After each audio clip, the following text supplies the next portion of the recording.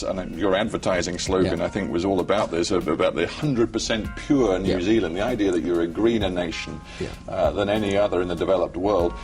That already isn't true as your population does slowly rise, and it's going to get worse. It's polluted. 30 centimetres before your feet disappear. Yet the Waikato River's where Auckland gets 10% of its drinking water. Around here, a number of times a year, there'll be so much faecal bacteria that it won't be safe to swim in.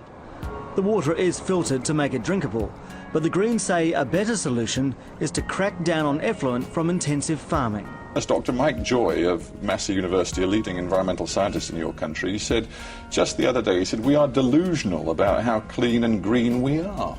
Well, that might be Mike Joy's view, but I don't share that view. Anti-1080 demonstrators invading the restricted loading zone in an effort to try and stop a huge helicopter poisoning operation on the coast. After a 2-hour delay, the helicopter operation finally got underway.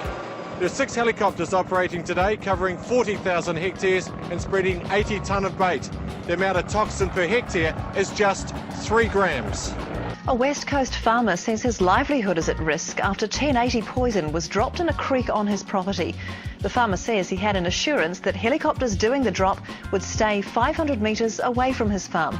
Juliet Speedy reports. Jim Ferguson is worried about his reputation as a beef producer. He says if foreign buyers find out that poison's been dropped in his waterways, they might refuse his product. We're going to lose our markets, not only the beef market, but the dairy market's in jeopardy too, in my book. Ferguson says he was assured by the Animal Health Board that it not drop 1080 within 500 metres of his property and creek. But the poisonous pellets helping eradicate TB have appeared right where his family and stock get their water. A 1080 pellet used to poison possums has been found in a creek supplying water to the township of Ross on the west coast. The discovery was made after helicopters spent the past 2 days dropping 80 tonnes of bait over an area of 40,000 hectares. Daniel Lane was arrested trying to stop yesterday's 1080 drop. Today he was searching for evidence of pellets in the waterways. It's in the water. And you think that would have dissolved by now, but it hasn't. 1080 bait drop planned by the Animal Health Board is along the west coast in July.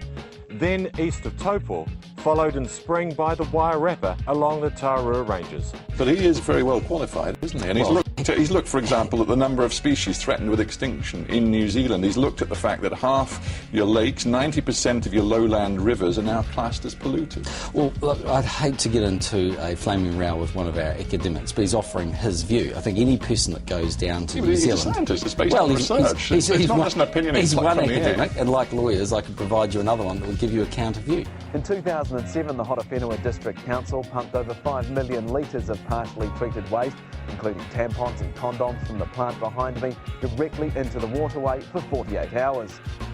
There is one river you may not want to plunge into this summer. New research ranks the Manawatu River in the lower North Island as one of the most polluted in the Western world. Dirty dairying practices and poor sewage treatment are considered the culprits for the alarming ranking. Now, if you're thinking of taking a dip in one of our lakes this summer, there's a chilling warning.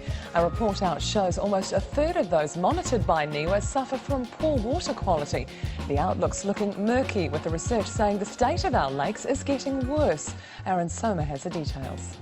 Lake Horowhenua in the Manawatu is home to many, but it's also home to this and this. Pollution that's strangling the waterways. So people can't swim in them at different times of the year, they can't drink from them. This is bad news. The NIWA report out shows a third of the country's monitored lakes have poor water quality. That is, a number of nasties like fertiliser runoff. It also finds the quality in some is getting worse, not getting better. If anybody goes down to New Zealand and looks at our environmental credentials and looks at New Zealand, then for the most part, I think in comparison with the rest of the world, we are 100% pure. In other words, our air quality is very high. 100% is 100%, and clearly you're not 100%.